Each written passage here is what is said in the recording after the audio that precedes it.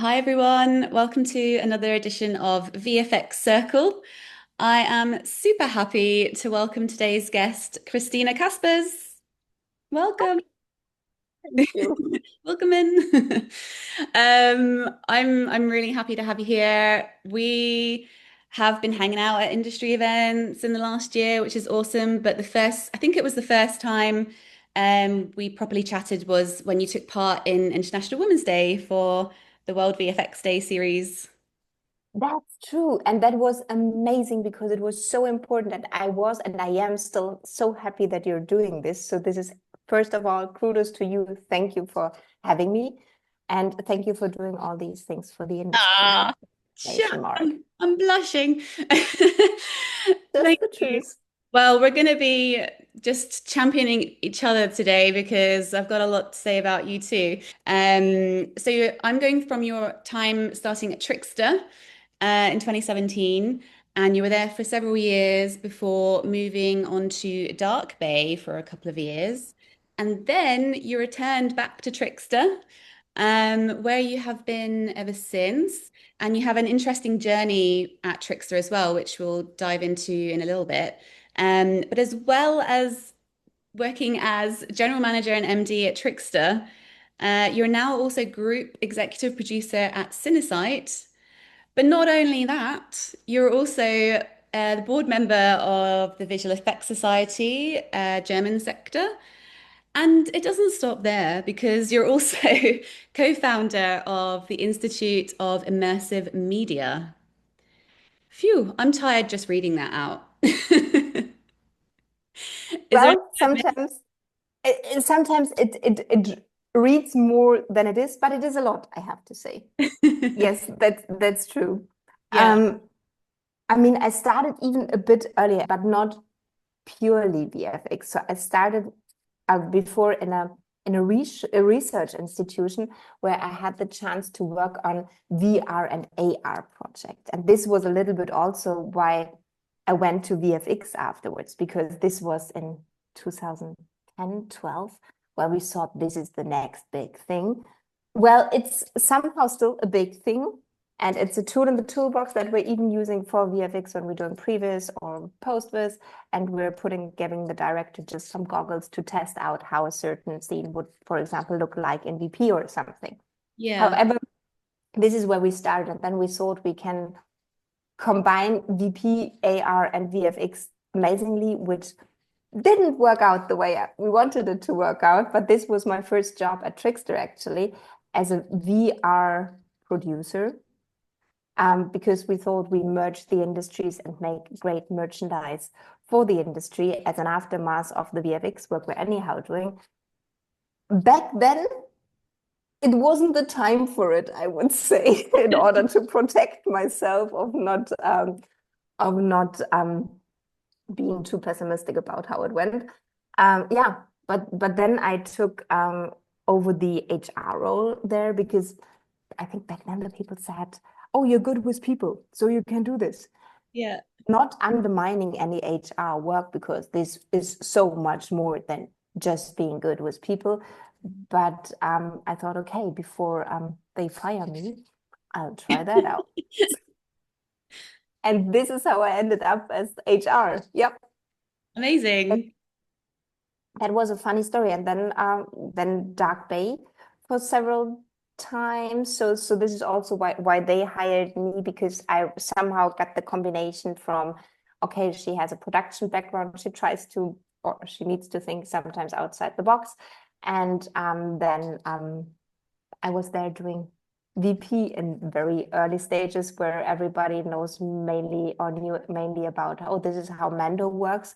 So let's watch a YouTube video and then let's do it again. So, and yeah, uh, back then also it was more than just watching a YouTube video. So it was quite a journey that we did. Yeah, I can imagine. Uh, and then back to Trickster.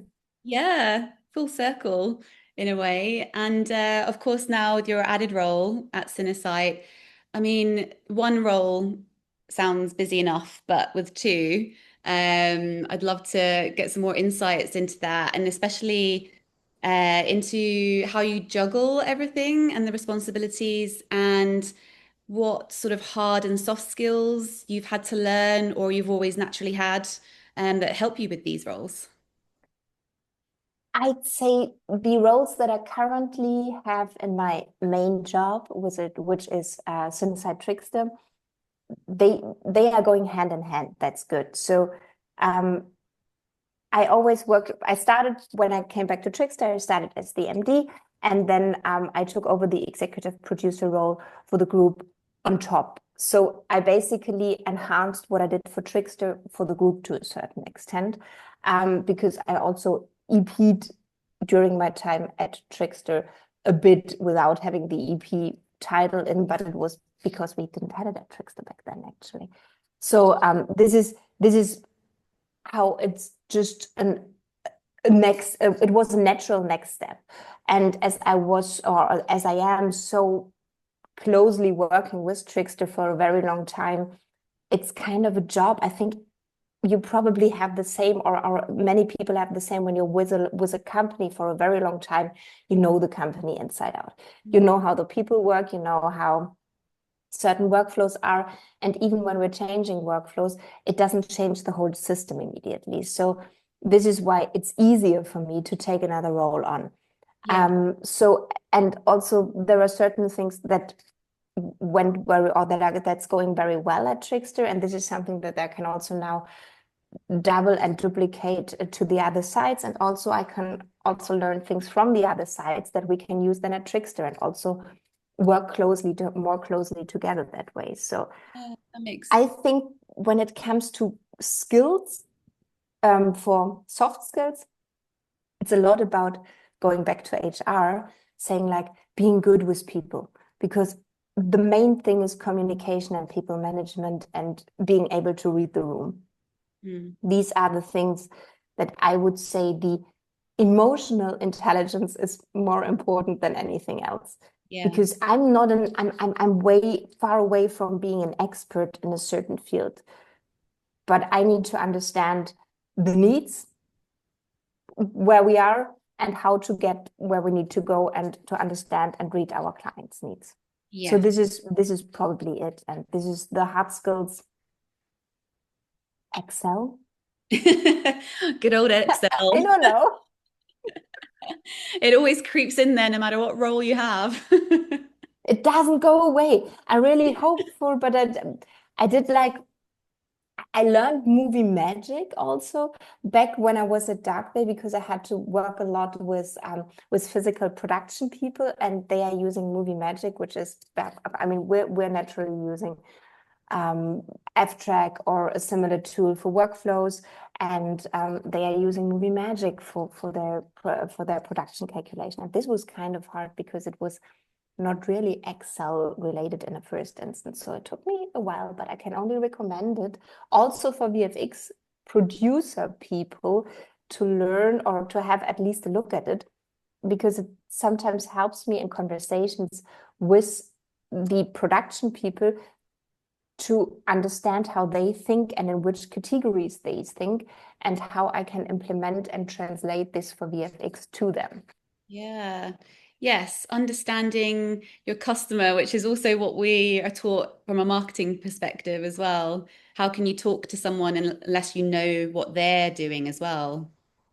Exactly. It's so, because I mean I can speak you and I, we can totally speak our language and we will understand each other's perfectly. But it's so different when it's also very different if we're talking international client or, for example, German clients, because German clients have naturally rather smaller budgets. So people tend to have more role or embracing more roles in one person, which means that sometimes the overall producer is also the post producer and the VFX producer. Mm. Naturally, you can't know everything from every discipline. So explaining to these people in short sentences, because they have very limited time, to what the need is and why we also need to spend money in post and in VFX. Mm. This is a quite challenging topic, but I like it in the meantime. Yeah. That sounds awkward. I like it. It's good to enjoy what you're doing. That's a number one goal, I think, for everybody. Um, Now, just we'll come back to your role in a second. I just wanted to quickly touch on mergers and acquisitions. We've seen a lot of that. Well, a few things happen in our industry lately, and of course, Cinesite acquired Trixter in 2018. Now that you're fully ingrained in both sides, what changes or benefits have you seen since that acquisition? A lot of changes. It was in a first instance when Cinesite acquired Trixter, it was quite a change because we have never done things like that before. So things like that, AK, there was never an investor or somebody in. So it was always very much owner driven by the founders of Trixter, which was like, okay, this is mommy and daddy, and they are deciding on how the company runs. So now the good thing is with Cinesite, they are not like a huge investor coming in, just want to see Excel sheets and that's it. So there are human beings, which made it a lot easier. But of course, there are coming new workflows. And for example, if you have embraced a certain workflow for 10, 15 years, because we have people at Trixter working there for 15, 20 years almost, and they have worked in a certain way for a very long time. And now there are people coming and saying, hey, we're now collaborating. This is our new workflow. Then this doesn't always come with, in the first step, happiness. So it's a lot of change management that came with it, but also, of course, in a positive way, because we have struggled so often with how do we deal with renders overnight? How do we do like ingests when they come in late? Because then we had to shift like work in shifts or have like people doing overtime. And now being part of a larger group where we can work from Vancouver time zone to a Mumbai time zone, we just can cover almost 24 hours without having people working overtime. This is great. This is really, really great. And I do not want to miss this anymore. And there is also like things like, oh my God, in the server room, the AC is broken. This was normally a topic that came hopefully not that often up, but now we're having large server data centers where I don't need to care about anymore. And these things that are falling off my admin plate are amazing. So these are really, really the benefits. And also, of course, if we need a certain dedicated person working in crowds, who we probably don't have in Germany, but we do have this person in Montreal. I can simply combine the teams differently according to the skill sets needed to the project. So this is really a benefit. And this is something that grew over time, that wasn't there from the very beginning, because at the very beginning, I think a lot of people, and this is naturally, are suspicious. What comes? There is a new person in the room or a new company in the room. How should that work? Are these people cool? Aren't they cool? So it starts with a little bit being cautious. But in the meantime, I mean, it's now 7 years. So I would say we have grown being one group very strongly in the meantime. And that's good. I'm very happy with this. But it has a lot of, again, coming back, communication at the very beginning. Yeah. Yeah. It sounds good. I'm glad it's all going well. Coming back to your roles include business development, and we're all aware of how our industry is struggling lately. Can you give us a little bit of insight from your perspective into the current market landscape in terms of trends, what clients are asking for, and general scope of projects overall? I unfortunately Big can't question. talk some details, but Yeah. generally, I'd say, I mean, of course, as you said, the market situation is difficult. And of course, our clients are more cautious due to that, which means they are rather producing a sequel of an episodic of a movie than trying out something completely new, which is good and bad at the same time. Because if you're an established player on the market who has worked on Wednesday season 1, you're probably on Wednesday season 2. Mm. But if you haven't worked on, I'm just using this as an example. Yeah, So as I didn't work on it, so I think it's far away. So yeah, I can totally use it. So, but if you haven't worked on it, it's way more difficult to get a foot in the door on these projects. So, and this is something that where the clients currently, I mean, our clients could always choose on the market besides the year 22, 23, probably, where we had like, or was it 21, 22, where we had this like massive VFX is owning the world thing yeah. The boot. Yeah, for 1 year, unfortunately, only. Um, so this is something which makes it more difficult to get a foot in the door. Also, some call it race to the bottom. I call it the underpricing, and the very competitive market situation is a problem because we have a lot of companies, and I'm not finger pointing at anybody because everybody tries to survive. So you're currently rather trying to get a project for a price than a fair price. On the other hand, and I was talking about this with some other VFX, smaller or mid-sized VFX studios during FMX and after. It's more like if we don't stick to a certain price, we're ruining the future because then we're underpricing, we're underbidding, and in the end, we also need to pay our bills and we need to pay our people, and we can't do this with just survival mode. yeah. So it's a problem. It's difficult. Some of our clients see this and they are not going in. So can you do it cheaper? Can you do it cheaper? Can you do it cheaper? Just like because I want to have a certain talent. But I also see totally this, oh, I can get it cheaper somewhere else. Goodbye. Mm, So both sides are happening. On the other side, what I also see is there is a need for collaboration that comes up more, where we normally have been, you're the VFX vendor. They are now, or a lot of companies and studios are now saying, hey, would you be our partner?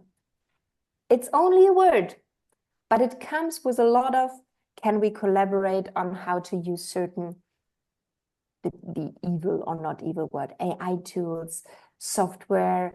Can we develop another workflow, how to collaborate so that the studio and the partner has more visibility on costs and creative work? So I wouldn't say it's only bad. You just need a long breath to survive the current situation. yes, yes, it does seem that way. Yeah, I love that word as well, partner. It'd be great if we could have that term used between VFX vendors and production as well. And because we really are partners, we're at the forefront of innovation and technology. We really are part of the production. I totally agree. And I really would love to have this more seen. And it's seen by certain people. Um, it's just sometimes, of course, we also read articles where people say we haven't used VFX, and you clearly see in the credits that there was a lot of VFX used. So not naming any project, but so it's kind of, what are you aiming to hide? No actor want to jump out of a window like 20 meters down. So this is not going to happen. So also you do not want to destroy 10,000 cars or do something else. I do not know whatsoever, jump out of an airplane. So there are certain things, or you can't like recreate a whole city from the medieval age. So there are certain things that we always will do in VFX. So it's just invisible, but because our work is invisible, it doesn't make it less valuable. Exactly. Yeah, I totally agree. Um, Yeah, it does really annoy me when I see, and it annoys everyone in our industry when we see those articles. But yes, that's part of the reason why we do need to collaborate as partners and tackle things like this head on, I believe. So we'll see what happens there. Thank you for that answer. That was great. Okay, so Christina, going to give you this very light topic, but as we're talking about our industry, the business model has come up a few times, and I've spoken about it as well with a few people on VFX Circle. Many are saying that our business model is broken, and it has been from the very beginning. Um, that aside, with all the increasing financial pressures that seem to continue, I've spoken to quite a few studios, and margins appear to be worse than ever. And we've also unfortunately seen many studios closing. Does the industry need to break before it can get any better, which is what I've heard some people say? I'd say no. Yeah. And I also, to a certain extent, I disagree that it was always bad. Yes, we're always the last ones or one of the last in the food chain, which means the budgets are always smaller when we're getting to post. And we still have the sentences that are for real and that are being said and said, we fix it in post. But then there is certainly not always money to fix it in post, but we're still doing it because we're going the extra mile. And we also have to overcome certain things. For example, when we're shooting, everybody from the A crew and from the A unit is on set and knows what they want to shoot, for example, in front of a green screen. The DOP is there, the director is there. And then these people sometimes are not longer on the show or are in the editing room and not always available for questions from VFX anymore. So we're sometimes alone or with a VFX supervisor if it's running good, who supports that. So long story short, I'm telling this because yes, we're the last ones. Yes, there are not the greatest budgets for it. Yes, but everybody entering our industry knows that we have to deal with these. These are the circumstances that our industry has always worked on.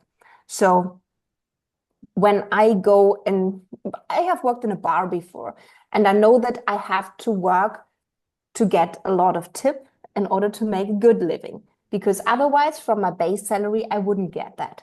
So it's a little bit like that. When you enter a certain industry, don't whine, try to make it better. That sounds rude, and it's from a privileged perspective because I can say it's running okay, knocking on wood. However, I think we shouldn't wait until our industry is broken. We should rather try to fix it together with our clients or our partners, as we previously said. And I think the willingness to change it or to work together more closely is there. And there are always people who do not want to work collaboratively together. Yes, but they will learn their lessons too. And I think what we need to do also, so A, work closer together, communicate more. B, also we need, it's my responsibility as a mid-sized tier 2 company to also collaborate with smaller studios and get them on my way with me. So on one project, I'm currently collaborating with a small studio to help them filling their resources with work. And on the other hand, they are helping me to have like more artists available. So we need to make this more on eye level, I'd say. Yeah. Yeah, I think going back to your earlier comment as well about collaboration, I do feel like from conversations I've been having as well with studios, there's a lot more of that happening lately. And it just gives me more hope that through this collaboration and people realizing that we can't do this siloed and be uber competitive and work on our own, we do need to partner up with other studios and get that collaboration going, and hopefully on a larger level try and make some changes together with clients, because I'm sure they're well aware of the struggles that we have as well. I'm sure they have a lot of their own too. But just the communication and collaboration, the two wonderful words that are often neglected in some way. But yeah, I hope through these dark times that will reinforce collaboration in new ways. Absolutely. And adding to this, also the studios and the production companies, I think they also do not want to have in the end everybody going bankrupt and only having two big players or three in the market anymore, who are then dictating the pricing, and then they don't have a chance to get a competitive price anymore because everybody else is not in the market anymore. So it's like, yeah, I think our industry is very much with a spotlight on, hey, because we're doing film, so we need a spotlight. But on the other hand, it's a little bit like some other industries are also struggling at the moment. So this is, I mean, and this is also why it's so helpful that we're talking, and we're hopefully reaching a lot of people also with this podcast, talking like, let's talk to us. Your budget is not as big as you think. Okay, as you not as you think. Your budget is not as big as you want. How can we make your vision come to life in a different way? What tools can we use? What mechanisms? What collaboration? What do we need to change or to adjust to not make it creatively less appealing, but to make it more appealing from a price point? Let's collaborate on it. Yeah, nice. Okay, so moving to a slightly lighter subject. I'm really intrigued by the Institute of Immersive Media. Please tell us all what is IIM, and can you tell us a little bit about your recent initiative as well? Of course. So why we're doing this, the Institute of Immersive Media actually is a nice extent of what I was just saying, collaboration. So because I'm doing this with three colleagues of mine, one DOP, one VP supervisor, one master of technology, I'll call him because he knows everything about technology. And we always found it so difficult that many creative people in our industry don't have so much knowledge in technology, which would benefit them to probably make more budget-friendly technical creative decisions, while the techies are not so much looking after the creative side of things. Not always, not saying, I mean, there are always exceptions, but this is our general perception. So we said, instead of doing this, somebody's talking here, somebody's talking here, somebody's talking here, we'll try to make to come up with a unified voice. So we founded the Institute of Immersive Media and said, like, okay, we're going to film festivals because it's easier to bring the techies to the creatives than bring the creatives to the techies, we found out. And so we're going to film festivals and to events and to talk about technology and filmmaking, what's possible, what's not possible, try to have as many hands-on examples as possible, and also let the creatives play behind a closed curtain or behind closed walls with technology, because it's also often especially what I know it from virtual production, it's sometimes difficult to convince a person on a project to use virtual production or any other new technology, because there is pressure that there are 10 people standing around this one person or even 100 and watching what this person is doing, and if you're failing there, it's not good for your career. And so if you can try certain things out in a closed room, that's way easier when nobody talks about it, and you can also ask questions where you might feel stupid asking these questions and you don't have the time to Google it or whatsoever. So this is basically our mission. And this is what we did for 2.5 years now.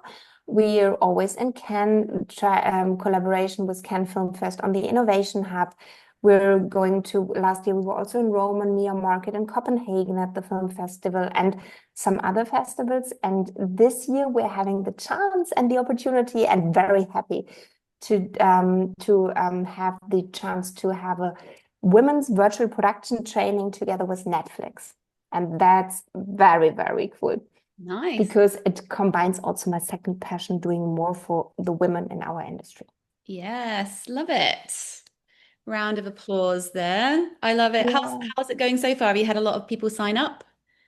We do as so we only have a limited spots available per location. So we have decided to start as a pilot with 3 countries, with Yeah. Germany, Spain, and Poland, and Germany and Austria as one group of people having one training in Germany. This is why it's Nice. meant that way.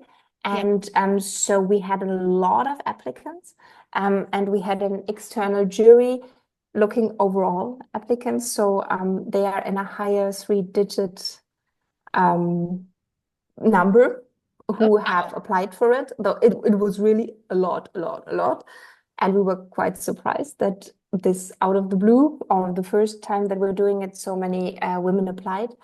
And Wow, that's just now the Europe. final, excuse me? That's just in Europe applications. Just in Wow. Europe, and it was only so this one first round was only eligible for residencies in these specific countries. So only women from Spain, from Poland, and from Germany, Austria had the chance to apply for this pilot. So, and there we had really a lot of women interested into it, and it's great. We found the final 10 candidates who are participants who can join the training now. That's amazing. Well, well Yeah, done. that's cool. Thank you. It's a 2-day workshop um, on the VP stage with experts who really, and we're having a closed shop again where everybody can try out what they haven't tried out before, or and we want to see if it's successful, if it's not successful, and if it's successful, we hopefully have the chance to do more rounds on it. Yes, nice, nice work. I think that's a great project. Please keep us posted and I'll share it on the World VFX Day website. Um, Thank you. I know we're running out of time. I just have a couple more Oh, questions if that's yes, please. okay.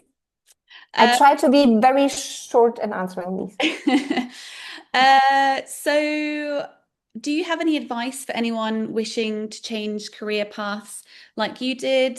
I'm sure your skills of just being great with people really helped with kind of finding new roles and everything like that. But is there anything that people can do actively to change career paths that you Outside the industry, inside the industry? I um mean, yeah, inside perhaps? But I know a lot of people are leaving the industry, unfortunately. come back. As soon as we have more jobs, please Yes. all come back. I love you all. No, seriously, we're a great bunch of people here. And I think what's important is be curious, be ambitious, and it's a lot about the people. And if you're curious about people and media, it's not always everyday shiny red carpet. That's not what our industry is, unfortunately, or fortunately, I'd have to say. But it's a lot about teamwork, and if you're good in teamwork, then I think you're good in the jobs. Other than that, I think what helps also staying up with the latest technology, that helps because there are a lot of new roles coming up Mm. where people can apply for. And if you're not being chosen as a employee in the first instance, don't give up. I have one person working with me who we once declined, and then this person showed up 3 times in the backyard and just saying, "But here's again my application." And seriously, this person is with us now for 5, 6 years. So it's sometimes just do it again helps. Yeah, awesome. Love that. Big question, but maybe short answer for the time. But any predictions for our industry for the near future? Yeah, it will get better. I promise you, it Yeah. will get better. You can quote me on that. Okay, we will. Um, what's next for you or Cinesite or Trixter, or all three? What's next for Cinesite and Trixter? Cool projects. I'm again, unfortunately, not allowed to talk about, but there are some really, really cool projects coming up. I have to say, some also really cool projects just have been released. So go to the cinema, watch Honey Don't, watch Caught Stealing, just out there. Amazing. And other cool projects where we're collaborating with our partners. not clients, partners. And for me personally, I'm in LA in 3 weeks and I want to check in how the industry is there again. I'm going to a View conference to talk with a bunch of people, and I hopefully also see you, Heidi. Yes. And other than that, I have the virtual production training coming up where I will attend every session, and I hope that this is also as successful as we hope it will be. I'm sure it will be amazing. Okay, final question. Why do you love this industry? I would say in the first instance because of the people. And movies and episodics and everything comes second. The people, I love these people. These are the craziest, coolest bunch of people I ever met in my life. And I do not want to miss the people that I can hang out, have fun, and also have very deep, crazy conversations and do crazy projects where people explain me there is a dead pixel up there. And I'm just like, dude, I don't see anything, but tell me more about it. And I just love the people. That's it. And I think I have worked in some industries before, and I think this is so unique that we're so collaborative and that we're so proactive, creative. This is something that is outstanding for us, and I do not want to miss it ever. Yes, I love it. Yeah, our industry is amazing, and anyone watching this right now, you are extra amazing. Christina, I love your energy and I love hanging out with you and I love chatting with you. So thank you so much for joining today for VFX Circle. Thank you very much. It was a pleasure. It is a pleasure, and hope to see you all again and watch that now and tell all your friends to watch and listen to it. Thank you. See you soon. Thank you. Bye.